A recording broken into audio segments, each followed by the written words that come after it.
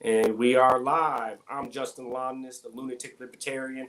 I'm here with my man, Neil Long, running for the Senate seat that Ron Johnson currently holds, representing the Libertarian Party here in Wisconsin. How you doing tonight, Neil? I'm doing pretty good. Pretty good. How are you?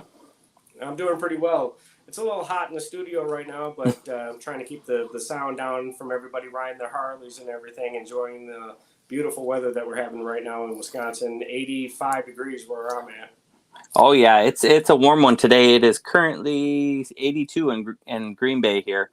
Yeah, I was out working out in the yard all day today. It had to take advantage of the moment. It was a little humid this morning. It's calmed down a lot later this evening though, which is really nice.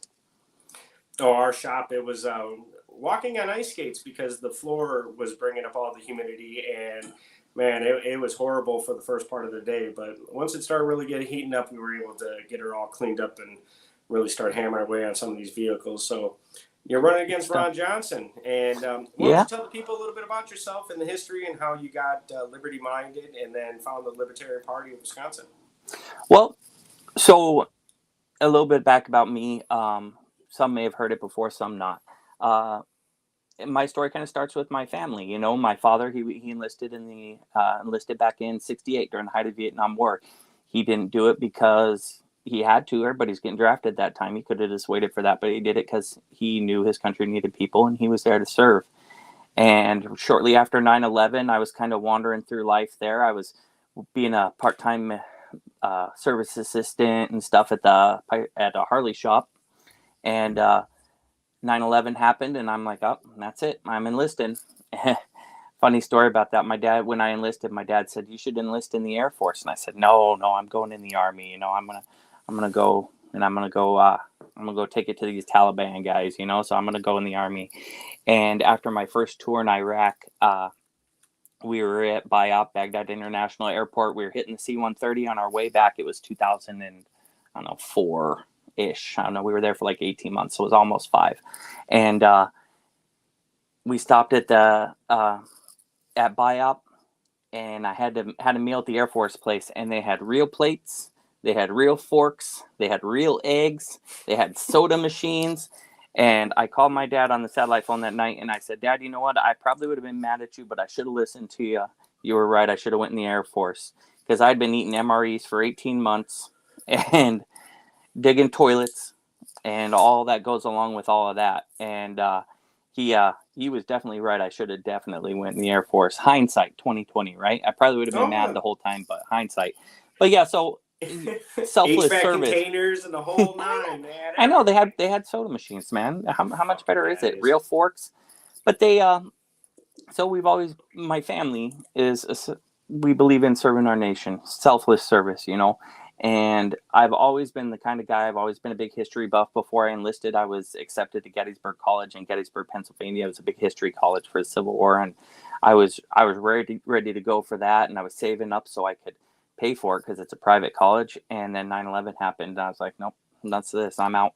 So I enlisted, and I've always been a history buff, love the Constitution, always thought that everything that's kind of going on in the world today already has an answer that's in there. It's kind of like the Constitution. I don't like making the reference, but it's like the Bible. You don't rewrite the Bible, right?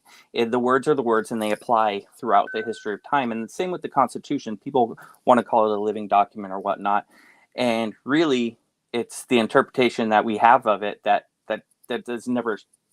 The words don't need to change, and it just applies to the world we live in, you know, a little bit differently, but the words still stand true. The concepts Correct. and everything that's behind it still stands true. And so, you know, me loving history and me loving everything and loving our Constitution and our country and everything. And once I got out of the Army after a few combat tours in Iraq, I was kind of having a rough time with things, you know, a lot of guys do. And I finally got on the up and up, and I start looking around, and the parties are fighting each other, and all this stuff's going on in Washington, and these guys don't know what it means to really serve your country, to serve, you know. They swear want an oath, but they don't understand what that. They don't understand what it really means, you know. And there's some some of the things they do and say and stuff, it's not for the benefit of the country, it's for the benefit of their own political party.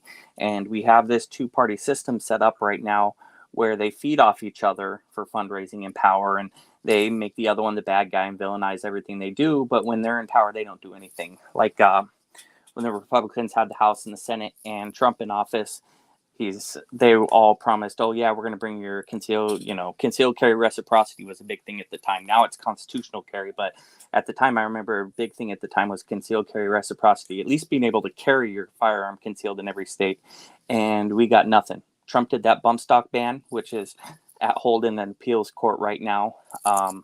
And the Democrats used that as a way so that they could do the ghost gun thing and the force reset trigger stuff, So he set the precedent that allowed them to ban other firearms accessories, And I'm seeing these sort of backhanded deals, but they had three branches right there. They could have put reciprocity. They could have did all kinds of stuff, and they piddled and fought and did nothing, Right. And we see that there's real problems, and these guys aren't doing anything. Right. I had asked Neil Harmon, who's running for Secretary of State, what he thought of the reclaiming of the definition of a firearm to where there is no definition. There is no actual definition in the Wisconsin state legislation currently of a definition of a firearm. So on the federal level, and the powers belong to the states, how do you think it would really apply when they're talking about quote unquote ghost guns or home manufactured weapons? That's what the problem with these regulations that we have in the system in place that it is the legislators make a broad proposal and they say, hey, you know what, we're going to write this law, and it's an encyclopedia long, but it never really defines a whole heck of a lot. And then it goes down to the federal agencies, which are in charge of the executive, who is political at whatever party for whatever moment. And he says, oh, well, we're just going to reinterpret that to better fit my political motives and needs. And so you see that even the redefinitions and stuff, Obama was really big on redefining several items throughout his tenure. Yep, because verbiage matters. Yes. And so he was really big at redefining things. And I don't think that's exactly the intent of any of our laws that we ever passes, so that way we interpret it different ways. Did they write it in Spanish? And now we're figuring out 4 different ways to say it. It was back in, I think it's like 03 or 04, they said that all laws have to be written in plain English now. They can't use all that parliamentarian legalese stuff anymore, that they have to write it in plain English. And the intent behind that was that so that the intent of the lawmakers when they made that was clear, so that we didn't have all this stuff. And now that we have, everybody always fights whoever the director of the ATF is, because they always try to put the most partisan person for their party, and not all that shenanigans. And I love what Spike Cohen does to the ATF on Facebook. He completely destroys them every time he gets a chance, and every time they post, he bodies them literally with the ratios and his comment, and it's kind of funny. Do you think that when people actually recognize what these agencies are doing on a federal level, not only abroad but domestically, do you think that you can propose something that would definitely start to restrict these agencies? Well, my first things I really want to do, I got a list of 2 things I really want to do. One is more parliamentarian. One is establishing rules for the Congress. I want to establish, pay raises to $1. I want to establish no lobbying, aka bribing politicians for 10 years after you're in office. I want to establish. Whoa. Hold on. So pay raises of $1. Yep, everybody gets $1 a year, because this job isn't about. Everybody who goes into Congress is already well-to-do. Let me tell you, I'm trying to run on a shoestring budget here, and this stuff doesn't go. Ron Johnson was just complaining that he had only $12 million in the bank, and he's got his face plastered on the side of a bus. I would have bought an '88 Volvo and traveled this state 500 times and bought that bus worth of gas just to get me around this state 500 times to talk to people every day. But so definitions of money is crazy with them. But so I would knock them all down to $1. These are people who don't need money. They need to realize that this is about more than that. And then make them work a 5-day work week. Some people are saying, I get flack for this when I say 5-day work week, and they're like, well, they got to come home and they got to be involved with their constituents in their city. And No, I'm they like, don't. dude, you know, you and me, I did a podcast with Jacob a couple weeks ago, and I was in Florida on vacation. Yep. I can still talk to people anywhere in the country. We learned during this whole COVID thing that you can do a lot remotely these days. But you know what you can't do Absolutely. remotely is working your ass off in that Capitol building, writing legislation to make people's lives better. That's what you can't do from home, because you're at home, right? And you're trying to do fundraisers, and you're trying to do all this other stuff to get special money for your PAC and all that other stuff so you can get more votes to get more power, and it's a downhill spiral. So I say no stock trading, because if a CEO trades his own stock, it's a crime. It's insider trading. A politician goes to a secret briefing, learns about COVID and how dangerous it's going to be for the economy, sells all their dang stock and buys a whole bunch of stock and toilet paper and COVID medicine stuff. That's kosher, you know, as long as they report it 3 months later in some form that nobody can access. We got the Speaker of the House that's actually purchasing Microsoft based on $100 million or $100 billion program for augmented reality. And then after the program gets scrapped, she's like, oh, well, you know, whatever. It's not because they're all millionaires. It's absolutely ridiculous that they say we represent the people, but they are so disconnected from reality of how actually people live. Because Nancy Pelosi represents San Francisco, I believe. And if you were to go to San Francisco, it's absolutely atrocious. According to you cannot afford normal people can't live in San Francisco.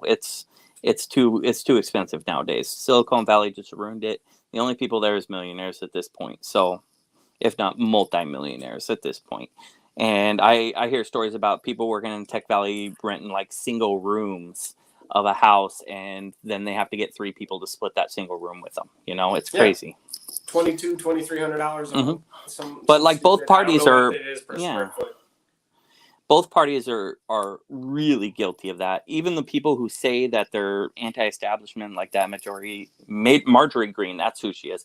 She was talking about how, this is all backwards in this insider trading and all this stuff, and then she goes and buys stock and COVID stuff and everything. So it's like, do what I say, not what I do, sort of thing.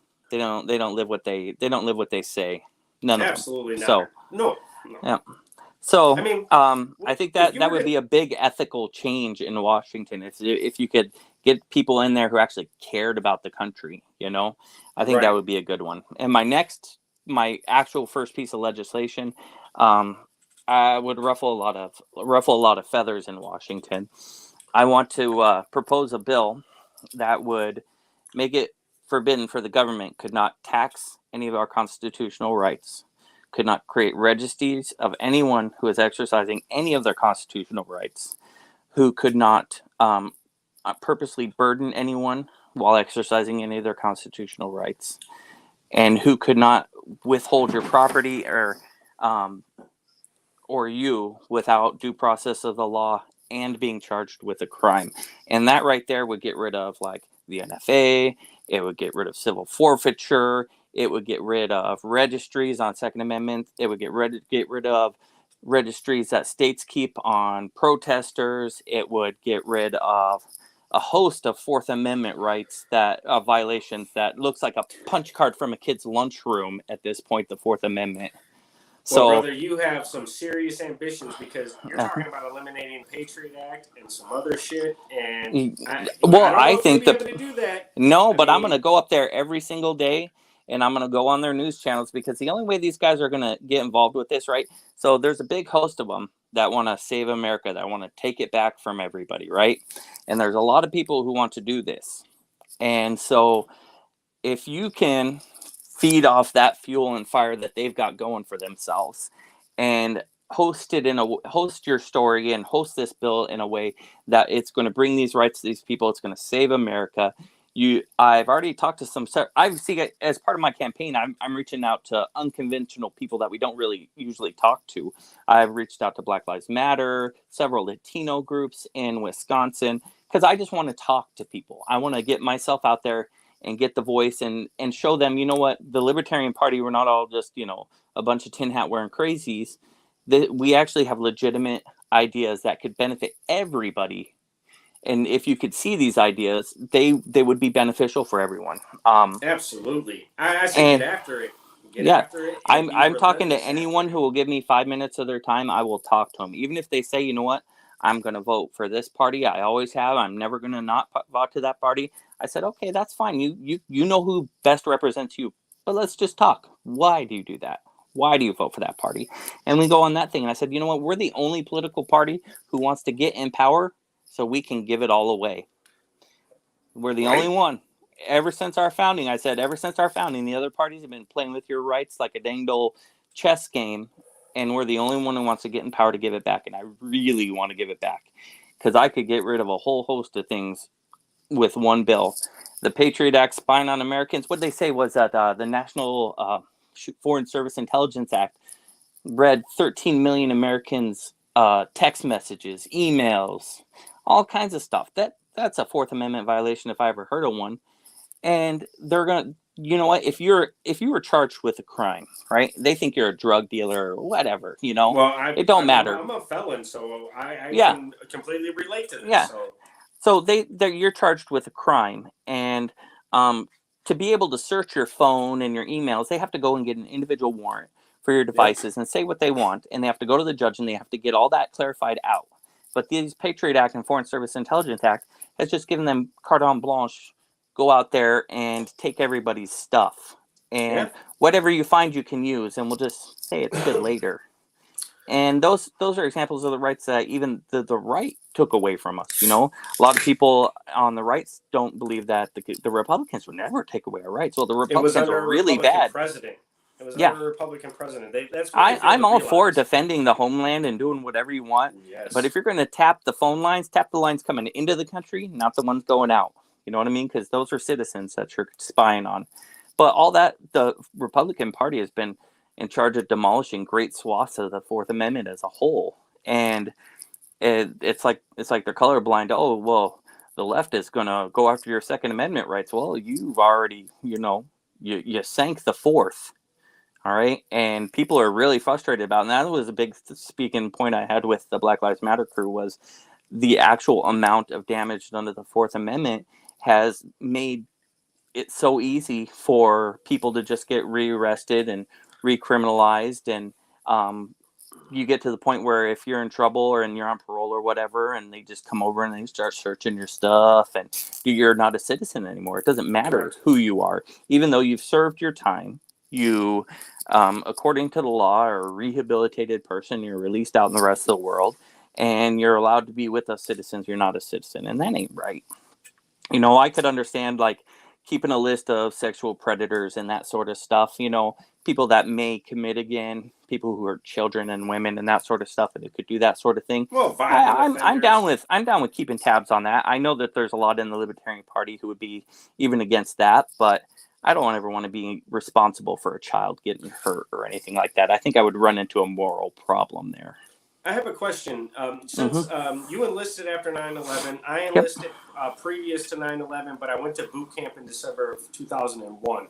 Yeah. And I joined the Navy. I was down there when it was -20 outside the whole winter. So I enjoyed that because it cost the Navy $5 to send me via Greyhound from Milwaukee to boot camp. So Yeah. it was funny laughing at the guys from Texas. But the thing is that when you look at the 20-some years that we have post 2001, and what has been ingrained or indoctrinated into people is that you have to know what your neighbor is doing. You want to know what your neighbor is doing. If you see something, say something. Right. Right. It's an invasion of privacy, and the people that actually stand their ground and say, no, you mind your business, I'll mind mine, I'm rolling through life, I'm not bothering nobody. Yeah. Do you think that people are offended now? Because there's a lot of things that offend people. I really don't want to go into that whole gambit because that is just absolute ridiculousness, because the Constitution says that I have freedom of speech and I can practice any religion I want, no matter what skin color I am or what demographic, socioeconomic background I come from. It does not matter. You do you, I'll do me, as long as I'm not disrespecting you in society as far as trying to take your stuff or being violent against you.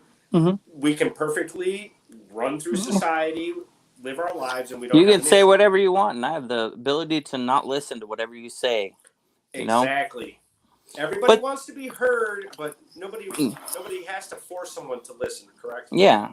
Well, I'm really big on it, and in my in my house and that sort of stuff. I'm not too big on keeping up with the Joneses. You know what I mean? Everybody's out there and they're doing their thing, mowing their yard twice a week, and I just do it once a week and stuff. Because I after my many deployments, I learned the value of family and family time, and spending time with my kids and living life. And I didn't want to waste those times with my children. And a lot of people go out there and they're out there doing silly things that don't need to be done, when you could be reading a book to your kids or doing something worthwhile that are going to impact their lives, going to their concerts and this, that, and the other, making sure both of you go there, cooking them a home cooked meal, asking them about their day at school, how all that went.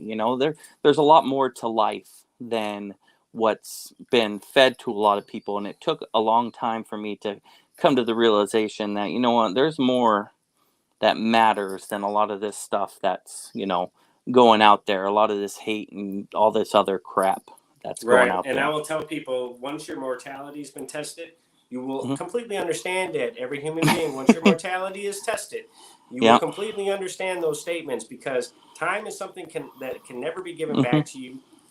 So just Yep. understand that. And men and women that leave their families for 16, 18, 2 years, I Mhm. mean, depending on what operations Yep. you're in or what Mhm. outfit you're with, you could be gone for 2 years without seeing anybody, Yep. depending on Yep. what you're dealing with. So You have 18 summers, 18 birthdays, 18 Christmases with your kids, and every one of them's different. Those fun young years of Christmas versus those 18-year-old Christmases are totally different. And you only have 18 of them. And though it seems like a big number, they go by real quick. And you're going to look back at the end of them going, crap, what did I do? right. And what, it's the big picture in life that you really see when you're I was a leader. I was in charge of 12 soldiers, and it took a big toll, whenever one of my soldiers would get hurt or something would happen, because that's your family when you're deployed, and you go to cherish those moments you do have, because sometimes they get taken away from you. So it really is it's important that you prioritize certain things in life. Correct. Yeah. And I'm sure it didn't matter what color they were, how tall they were. It didn't matter I what never asked religion my they gunner his practiced. political party in my entire life. Yeah.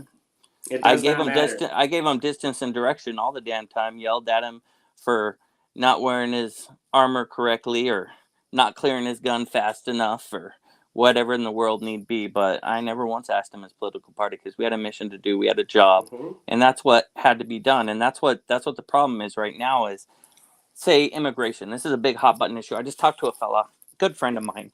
I talked to him this weekend when I was down in Madison about the Libertarian Party, and he's a Republican, always going to be one. And I don't, if that's what he wants, that's what he wants. I'm If that's the I'm hill you're gonna happy. die Yeah, on, that more power to you. that's what you want to do. That's what you want to do, man. Just, hey, if you got something, own it. And he was talking about how Libertarian Party. I said, yeah, that's what I'm running for. I don't talk about it around you guys, because I don't like to piss in my own pool. But yeah, because we're just biker buddies. We don't really talk about politics or anything. And I was like, hey, man, he's like, what about immigration and this sort of stuff? You guys believe in open borders? And I said, well, it's not necessarily open borders. We just believe in making it easier for the people who want to come to America and live a life of freedom, to come here and make a life of freedom. So I said, hey, how about this idea, right? A wall's not going to work. I know it's politically contentious. A wall's not going to work. It didn't work for China to keep the Mongols out. It didn't work for Hadrian to keep out the Celts. Walls don't work. But something that does work is information. And so what you got to do is you got to set up a camp. And I brought up this idea. I thought it was pretty good at the time. Of course, it's going to take some ironing out, and nobody else is going to like it. But create a camp, and you got stations. You come into America, you go to the first station. They say, okay, are you a criminal? They check your fingerprint. They check your ID. Same as what they do right now to figure out if you're a criminal. Nothing's going to change there. You go to the next station. Do you have COVID? Are you sick? Nope. All right, you go to the next station. You sign out, basically, because you can sign away your constitutional rights. You Mm-hmm. do it when you go in the military. And you say, hey, if you Mm-hmm. want to take part of this visa program, we have this great visa program. It'll get you a work visa right off the bat. but you got 2 chances with misdemeanors, and then you're out. You can't come back in. You got 1 felony, and you're out, and you can't come back in. And if you go to get a misdemeanor and you get to go see the judge, and the judge says, hey, you're still being a great member of society, keep them. They can stay, because you know what? These people down in Mexico, they got drug cartels going in telling dads, hey, you're going to go sell our drugs, or we're going to rape your wife and kill your children. Mm-hmm. And that night he gets his family together and he goes for the border and tries to go up north, to go to America, to find a better way of life. You can't tell me that that guy is not deserving and having a chance to make sure his wife doesn't get raped and his children killed. We need to ensure that that guy gets across, and there needs to be a speedier system to do that. And that may mean fluxing more people down there, putting in an express lane so we can get more people coming through with work visas. And you know what? If you tell all the good people, hey, if you come here and this is how you can get a visa, and after X amount of years you can apply for your citizenship easier than going through the old rigmarole. This is an express lane. The good people are going to hear. Information passes very quickly. The good people are going to hear, and the bad people who are trying to smuggle the drugs up their colon are still going to try to go around the side. But the volume of people are going to start to hear, hey, America is willing to let us come in. We just got to work for it. And that's what everybody seems to be concerned with, is they don't want immigrants to be soaking up welfare, and they're all criminals. Well, half of the crimes that these people are saying they're committed for is just crossing the border in general. Correct. And is it really a crime for a father to not want his wife to get raped and his children killed because he won't sell drugs? Well, and that's what I get is yeah. And I think that's provided. Yeah. And so I think it'd be easier if you put out the information and say, hey, we got this pathway. This will make you be a citizen. You get in trouble, you're barred. You can't come back in. So keep yourself on the straight and narrow. You sign away your rights. You forfeit your ability to come back in the United States. You commit a felony. But if you're an outstanding citizen, get you out. Go out the gate. You're free to go. We'll give you a bus ticket to a state that needs workers. You know, we're in a worker shortage all over the place right now. McDonald's is hiring $15 an hour down the road for me. $15 an hour.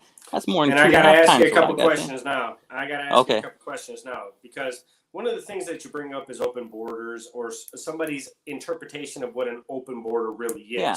Now, when it comes to America's foreign policy and the drug war, if you look at Mexico, drug cartels, something like that, and you look at Operation Fast and Furious, and the United States implemented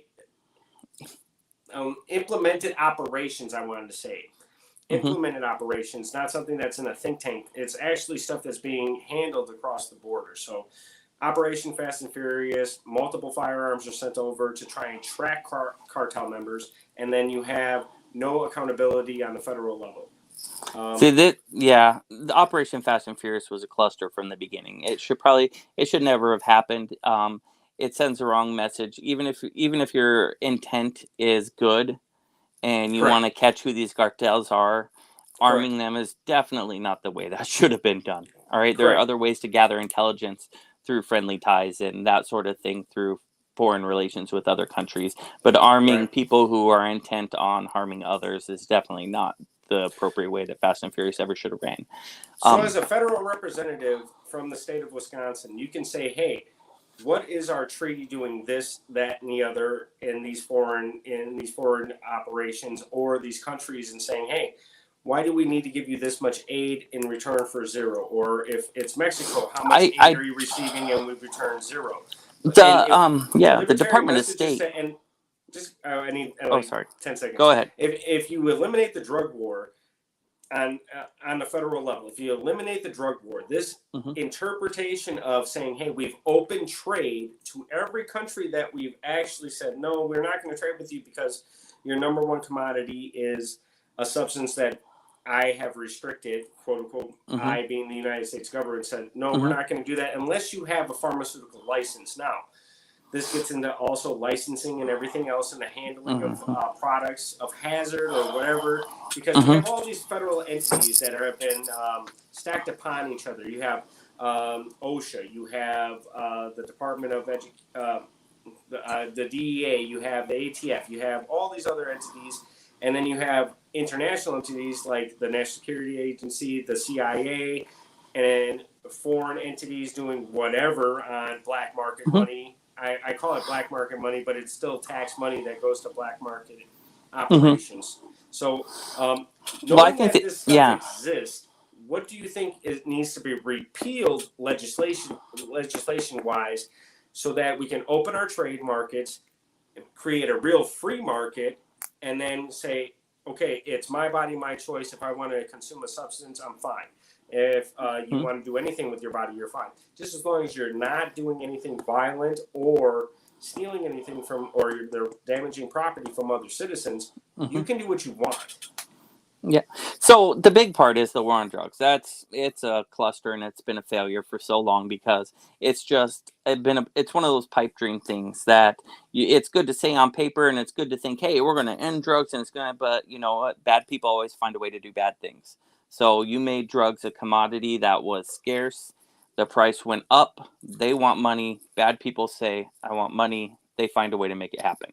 That's all that is. So the war on drugs was a failure from the beginning. They probably should have focused more on education and being able to teach kids that the repercussions of doing these sorts of things to your body versus fighting a war on drugs. So Well, we Substance had Control Act and those sorts of things, all those legislations that let the government willy-nilly describe which drugs are drugs and which ones aren't. That's probably what should be repealed as far as being able to provide more oversight instead of. I'm not big on letting federal agencies kind of just run their own and decide their own rules to play by. I do believe that about 90% of these acronym agencies we don't really need. I'm a big fan of the defense-oriented ones. The CIA, because they're supposed to only deal with overseas. And, bad of course, the intelligence from Department, the yeah, I CIA. know, right? The Department of Defense and that sort of stuff. I believe the NSA and their cyber stuff overseas. I believe in those sorts of organizations. I believe that their authority should end at the border. No, whether that be a cyber border or an actual border, they shouldn't ever operate in the United States because it runs afoul of all of our constitutional rights. Of course, don't like the DEA or the ATF. Those are on my hit list. I don't like either one of them. The ATF for obvious reasons, but the DEA is just a duplicative agency that the FBI could do so most of the job that they do. And if you get rid of the Federal the Controlled Substance Act, their job would pretty much be useless anyway. Correct. Do you think that there's an underground economy that helps the mainstream economy when we talk about the war on drugs? Because we're talking hundreds and hundreds of billions of dollars worldwide. Well, there's a lot of money in drugs. There's a lot of poor Afghanis who sold opium and had nice, comfortable lives in Afghanistan. So there's money in drugs. I think the United States, we should probably not necessarily, if you want to grow whatever you want to grow, opium or whatever it is, and you want to be part of that market, then that's what you want to do, and that's how you want to live your life. I suppose I don't care either way. I'm really big on that. I don't care what you want to do. Just do what you want to do. As long as you're not screwing with me, I don't care. I'm not living downstream from your poppy field getting high, so I don't care really what's going on. And maybe if that was happening, maybe I wouldn't mind either, But in reality is if people want to if they want to grow whatever cash crop they want to go, they're just bringing more money into the United States. And drug money all goes out of the country. Yeah, so drug money really goes nowhere. It doesn't help anybody, and we could see with the states that have legalized marijuana even that because of federal restrictions that the dispensaries and stuff are keeping hordes of cash and stuff that they can't deposit in banks and all kinds of crazy stuff, hiring separate armored car companies. I posted one about civil forfeiture from San Bernardino County where the sheriff kept pulling over an armored car company that only worked with dispensaries and taking their money and civil forfeiture, saying it was drug money, so he'd give it to the feds because they get 80% back. It's stupid stuff, If we just made games. I know. It's games. I'm big on. I absolutely loathe civil forfeiture because that's the government taking your property without ever even charging you with a crime, and sometimes it costs you more money to get your stuff back than they took. Some poor person who doesn't have $100 to rub between their fingers, they got $200 for rent, and that's what they need to live on. And the government takes it and says, "Oh, well, this $200, this could be drug money. You don't look like a reputable person. This could be drug money. I'm going to take your rent money here, and I want to say it's drug money." Well, he don't have enough money to hire a lawyer to get that money back. And so now they just get to keep 80% of it and give 20% to the feds. So forfeiture and even though it's never happened to me, not a big fan. Because I Well, know the it thing runs is completely I'm not a afoul of big the fan Fourth of people Amendment. think. Yeah, I'm not a big fan of people thinking that they have more power over another individual as a human being just because they wear something that says I'm more powerful than you. I think as part of that law that I was bringing up earlier, I wanted to ensure that it says in there the lingo. I want to make sure that it says there the government cannot create two classes of people, so that all the Constitution applies to all evenly. And I got it. Part of it goes to the civil rights talk I had with some BLM folks. They were talking about how laws are applied differently in different communities and stuff. And I said, you know what, this is a good idea that I have. That all laws are applied evenly. And as a libertarian, a lot of us are. We see this golden town on the countryside, and that's the America we view, and the America we want to see is this America where we live by the Constitution and not really a whole else lot matters. But we have to live in the reality of now where this two-party system and hatred of people and stuff. So the civil rights are still very important now. But the eventual goal, of course, would be to not need that the Voting Rights Act and everything like that wouldn't be needed in the future. But it's important to have those sorts of things now in place until we can get past the need for them. Because I meet a lot of people who have a great view of where we want to take the Libertarian Party and what America would look like as a shining beacon on the hill. And we kind of got to trudge through the mud to get there, and we got to do anything we can to try to fight to get the good fight to make it go our way, and I've seen leaps and bounds of growth in the Libertarian Party as a whole since I've become active, which wasn't that long ago. I've been a Libertarian for a long time, but I haven't been politically active because, politics. It's kind of crazy. You don't like talking about it around the dinner table. It's off-putting to some folks, and you don't want to bring up politics around some people. And well, the thing is that the Libertarian Party has a principled a message that says that we don't care what you want to do with your life because that's your life. Go do it. Mm-hmm. Yeah, it's all about means. liberty. It's liberty. It's exactly what the foundation of what we believe in is. I get confused with libertarian and liberal. Liberal. Yes, thank you.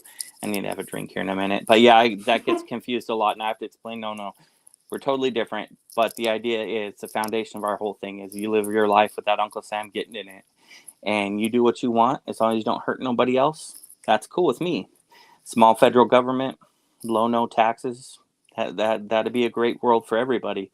Because I think if we got rid of a lot of these big government agencies like Department of Education and ATF and the billions of dollars that would flow back in to help pay stuff off at the federal level to get that deficit down, drop inflation, all kinds of great things would happen in the end. But it's about getting that message out there that the federal government has turned into this giant octopus affecting our lives so much that we've just kind of been numb to its effects, that we don't even realize how much it has gotten into our everyday life, I think of all the people that are actually on public assistance that complain about it. That's what I think about because I was there. I was like, man, I don't need these people in my life 24/7. What I need to be able to do is get an occupation that doesn't need to worry about anything that I'm doing in my personal life and say that are my skill sets what you need to make a profit? Well, I believe in the social security net in general. I don't believe how it's funded. I do believe that we have a moral obligation to make sure that that disabled people are not wandering amongst the streets. And I do know there's a number of charitable organizations that can help and do help with those, and we need to foster those relationships between those charitable organizations that can definitely help with the issue. But I do know that sometimes there's disabled people that need the money so that they can pay their rent and they're not getting very much bagging groceries or whatever the case may be. And there needs to be that social net. And like everybody, we all have our pet projects on things that we do like about the federal government and things we don't like. Some people. I hate the federal government and everything they represent. There are some people who are big on defense or defense of the nation or the homeland, and there's some people who are big on civil liberties and big on like I've met people who are really big and for the Department of Education and I was curious why, but we had that conversation, which was a pretty interesting one. But I understand it from all. I never taught any one of my kids to potty train in one day, and I know that going to Washington, I'm not going to get it 100% of my way right off the bat. But baby steps, using every opportunity you can when you can hold those two big parties hostage to get one thing you want to go in your one direction that you can show, like I think it'd be the funniest thing ever. Go there, and I'm the one who gets constitutional carry for all the Republican people who've been promising it because I hold up some big omnibus bill. And then I could go to all their constituents and say, you know what, the Libertarian Party got you that. Don't let Joe Schmo say that he did it. And I'm going to be on the news because I know the only way to call these guys out, they're all into their big egos. You call them out in public and you say, hey, you know what? I talked to Senator X, Y, and Z. They agree with me, but this guy here doesn't want to do it because he can use it for his own personal gain. And I'll call them out there right there in front of the news, in front of everybody, and shame them publicly that they are doing behind closed doors what they don't want to say they want to do in public. But, I will cry from the highest tower to get whatever accomplished I can.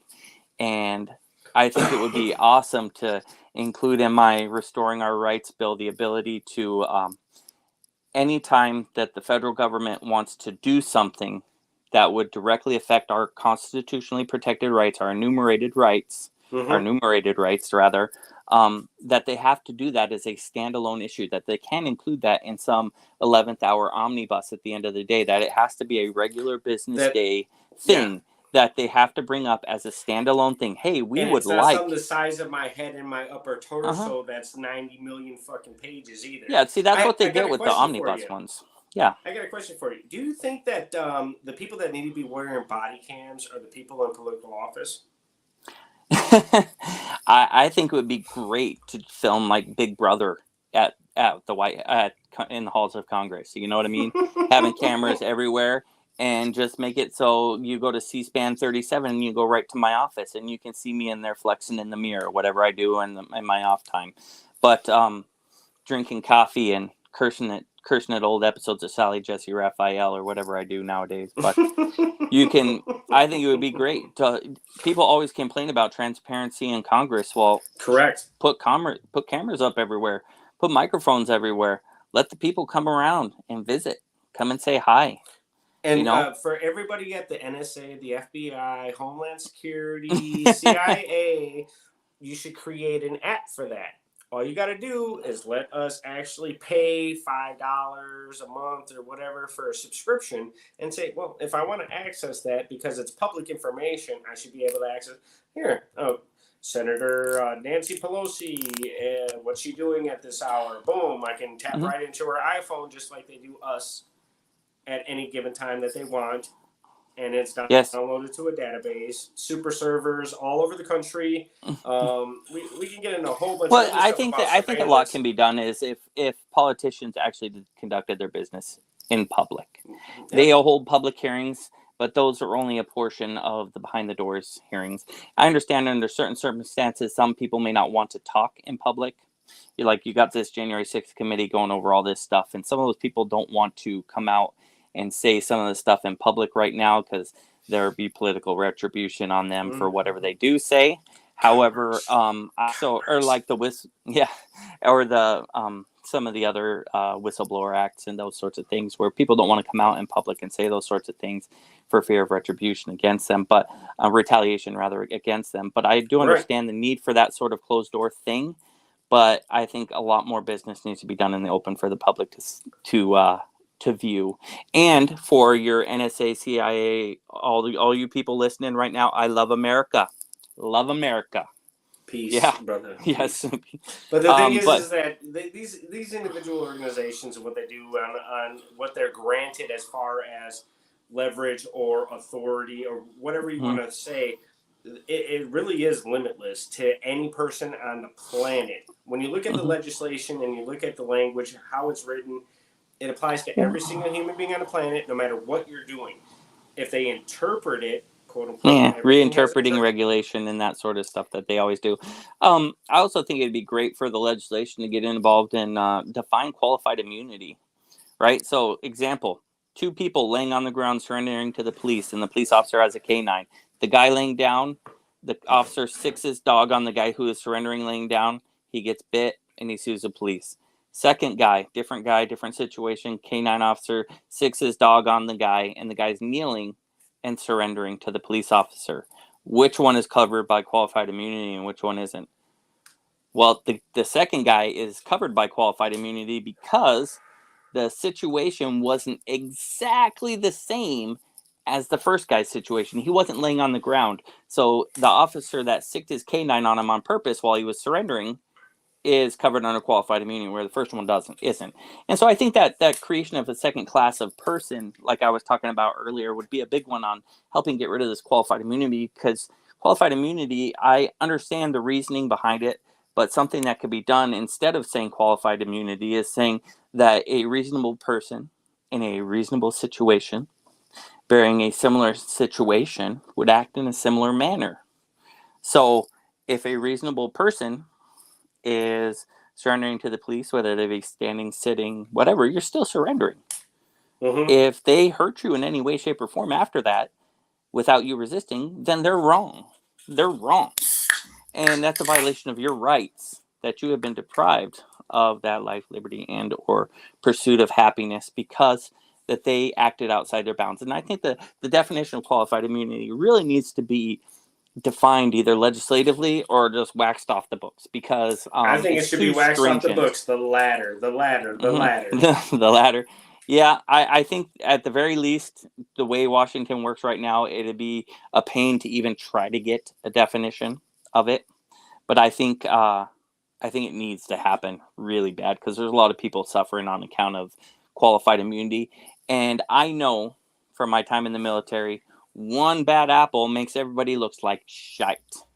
Nobody looks good in an entire unit because of one person who acts bad. And you can't get rid of that one person for doing that one thing if they were found qualified and immune, and that they're there to seek no harm against that person.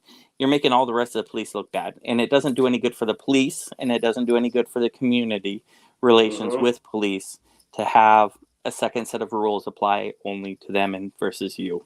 And that would be part of that. The government, state and or federal, may create no class of citizen where the rules apply unequally to them. Part Correct. of my law I was talking about. And I would just totally just put that law out there. Like once a month, I would just submit it to the archives and say, hey, somebody wants to join in on me. Let's put the government in its place, just always put that idea out there. But I do know that it probably won't ever happen. But I could definitely sit there and call them out on being hypocrites all day long, on saying, hey, that you guys are doing this. I'll go to their news. I'll go on OAN or whomever they listen to, because they all said, they don't listen to me now. But if I were in office, all those news stations sit outside the Capitol. They love to talk to senators. They got a big podium. They got a big bully pulpit.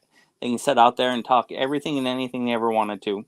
And I am not afraid to make myself look a fool for the course of liberty and make these people and call them out for their hypocrisy. It just needs to get done. They're not accountable to the people anymore. They think they are. They were all scared shitless on January 6th, but they won't admit it. They were afraid people were coming in that building. I would have ripped off my shirt like freaking Braveheart and stood in the hallway. But then people wouldn't have done nothing. I was like, my wife says, she told me, she says, if you get this job, are you going to like volunteer to like go to Ukraine? I said, yeah, I'll go to Ukraine. I don't care. I'm supposed to be. Yeah. Well, those guys are doing their own revolution right now. And I still have friends that are in the service. I don't support putting any of our soldiers over there. It's going to start something much worse, because Russia, we've learned what our weapons alone can do to them. With us, the people who train with those weapons every day and our weapons, we would just wipe them off the face of the earth. The only thing they got left is a ton of nukes, and they would just end the world, because they know that's all they have at this point, because he's got his ass kicked so much by just our weapons. But those people really are in their fight for their own liberty, for their own nation. And I can see parallels between that and our own American Revolution. And I can say, hey, you know what? If you guys want it, and they do, they really do, you can see they're fighting for it. Yeah. They want that nation. They want their home. Yep. It's theirs. We just need this. We stand behind them, but not send our guys there. I seen What's that? Hey Neil, Represent. I Okay. gotta correct you on one thing. Until I can get a surface-to-air missile that was paid for by my tax dollars in my front lawn, it is their weapons because I can't have anything. You know, I still want an M249, and nobody's going to give me that. I'm a felon, and they didn't define a firearm in the state of Wisconsin, so I don't even know if I should be able to own a pneumatic compressed weapon. Well, you know what? It's funny. The people go to the ATF all the time just to troll them, and they'll send a water bottle and a pipe and stuff, and ask the ATF if they can define this as a weapon or whatever. And people will send like a dildo and a 9mm bullet to them in a box and say, "Is this a weapon?" People just troll the ATF all the time, and I fully support that because the ATF just shouldn't exist as a whole. I don't know what they do to regulate tobacco and explosives, because if they're regulating explosives, the FBI can do that crap. They don't need to exist. But yeah, because of the NFA, man, I really would love a 249 for home defense, but I can't have that because that thing costs like 15 grand, and then Uncle Sam's going to tax me $200 and make me wait 6 to 18 months. I remember the last NFA item I bought. I think it took 9 or 10 months for a damn suppressor. I was like, what is this? And it's, well, actually, if you want to go by John Browning, it actually is a silencer. John Browning, when he made the patent, he called him a silencer. But in that terminology, it means something different in this day and age. Yep, because Hollywood took over, and they think that it goes every bullet, and it is not that quiet. So, just so if there's anyone out there who wants to know what a suppressed weapon sounds like, it does not sound like the movies. It sounds about like what they do real gunfire in the movies, because that's at a hearing safe level. When you watch a movie, they're not going to blow your eardrums out. That's about what a suppressed weapon sounds like. A real unsuppressed weapon will blow your eardrums. You sit there out there long enough. But well, yeah. and there's no having a conversation in the middle of all that noise. Yeah, you know. Hey, how's it going? Yeah, I'm watching the best Christmas movie ever. You know, Die Hard. And he's all having a conversation with old Gunther as he throws him off the top of the building. That don't happen. No. Come on now. No. My wife and I fight about that too if Die Hard's a Christmas movie. Well, we know that you want to end the war on drugs. We know that yes, and I want to end the president's endless wars and his permanent ability to fight terrorists wherever, whenever, for whatever reason he so eloquently decides. I think that should be his use of force authorization should be renewed annually. I want to bring back ethics to Washington. You know, pipe dream things, but some of them can be made if you baby steps. Never potty trained a kid in one day. You just take any opportunity you can. You slip in what you can when you can. I don't like big omnibus bills, but if they give me something I really want, like ending qualified immunity or something else I want, I would probably sign an omnibus bill if it got rid of qualified immunity. I would probably sign, because you know what, you got to give and you got to take. And well, you know what I would do? You got to play the system until you can change the system. Right. One thing I would do is I would be like, even though this bill is passed, according to the United States Constitution, this bill is null and void, so it doesn't exist. And that would be the one amendment that I would put in every bill. Even though this passes, it requires 100 senators to vote for it to actually come into play. It still does not exist. Yeah, I'm willing to go there and play the system for whatever the system is and play their game to get the little bits we can at a time. You know, start taking it back. Because as soon as you start getting it back, people are going to start seeing it. They're going to start wanting it. They're going to start feeling what it's like. And hope is that it would become an avalanche and people would want more. You know, they would want more of their freedom. They got to want more of their liberty. And once they realize what that means, and they realize that we're the only political party who wants to get power to give it back. Once they realize that we're the ones who are actually delivering and these other two political parties ain't doing nothing, then think about it. Last time either one of them had all the houses and the branches, they didn't give anything they promised. No. All these civil liberty fights and everything that the BLM, I keep bringing them up just because I talked to them today, but all these civil liberties and stuff. And it was bullshit. Yeah. And they didn't deliver any of it. And the Democrats are in power in all three branches. They didn't get anything for civil liberties now. And last time the Republicans, we got nothing for guns. And Republicans have been preaching returning gun rights forever. And nothing, It's all a game. It's all a game. And they say, hey, the other party's going to take this away, and we're the only ones who are going to fight for you. We're the only ones who have a plan. And they don't have a plan. The only way to really solve immigration at the southern border is bipartisan immigration reform. And they don't want to do that because they can play it as a game that the other people are letting all these criminals across and this, that, and the other, and they don't want to solve anything. And Change it's all your politics. foreign policy. There's no criminals. Change your foreign policy on trade, and there's no criminals. You get rid of controlled substances, and a lot of that stuff goes away. Absolutely. Like 90%, because as soon as we start making marijuana farms in Iowa the size of some of them corn farms, the price on marijuana is going to go down. Just say a person can grow it in their home. They're not going to rely on a farm. Yeah. More self-reliance. Economy. Hey. Self-reliance. That's the best economy. Well, I'm just saying, as far as bringing the price of that commodity down, once they start planting it in huge crops and agribusiness gets involved and realizes that this is a moneymaker, the prices on those crops are going to go down. And those drug dealers that are trying to squeeze it across the border ain't going to be making any money, because anyone worth their salt would realize, I'm going to buy the nice, everyone loves buying local these days. That's the thing, buy local. Isn't it spend local Saturdays or something like that? You go down in your downtown and spend money in your own town. Keep the money local. Don't go to Walmart or whatever. Yeah. Well, yeah, everybody loves local. Grow your own local pot. There's a lot of things for marijuana that people have just been villainizing it. And my brother, when he had brain cancer, the chemo would made it so he was nauseous. He couldn't eat. He couldn't do nothing. And he was losing weight so fast it was dangerous on its own. And he was going to die just from malnutrition. Yeah. And they hooked him up to tubes and everything to try to get him to eat. He started smoking pot, and the munchies kicked in, and he was actually eating real food. And he was gaining weight back even on chemo. And his chronic headaches from his brain tumor were lessened. They didn't go away, but they were tolerable. There's a lot of benefits here that we just swore off on a blanket war on drugs, and people don't even realize the possible benefits that were involved in any of this. They just saw, these drugs are bad, and they didn't even realize, man. Yeah, it's all every pretty much 95% of anything that's going wrong in society was created by the two-party system that we have in place right now. It's all political games that they have made for us, and they into themselves have created the border crisis. They into themselves have created the war on drugs and the idea that all the drugs are bad.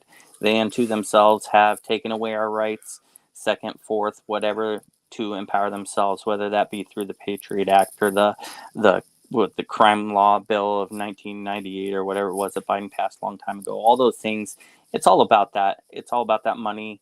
It's all about being able to pit one of us against another. It's all about getting everybody to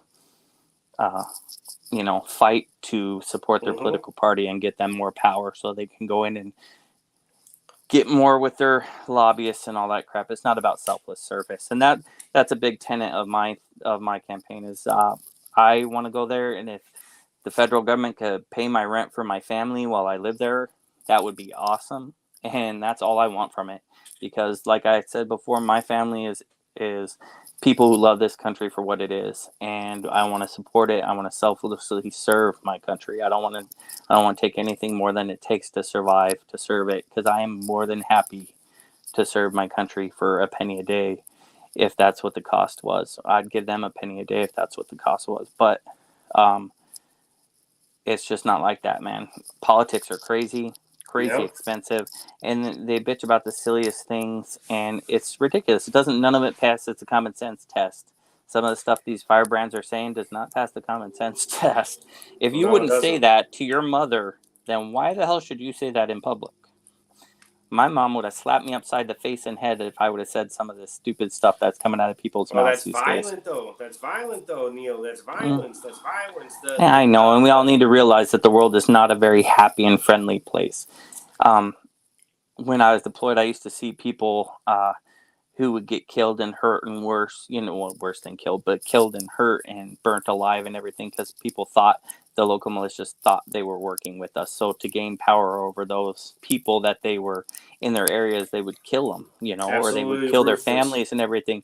And it's just, it's the same tactic, but a different means. What we're getting right now in the United States is they ain't killing us to get their power, but they're doing the same damn stuff, exciting through fear.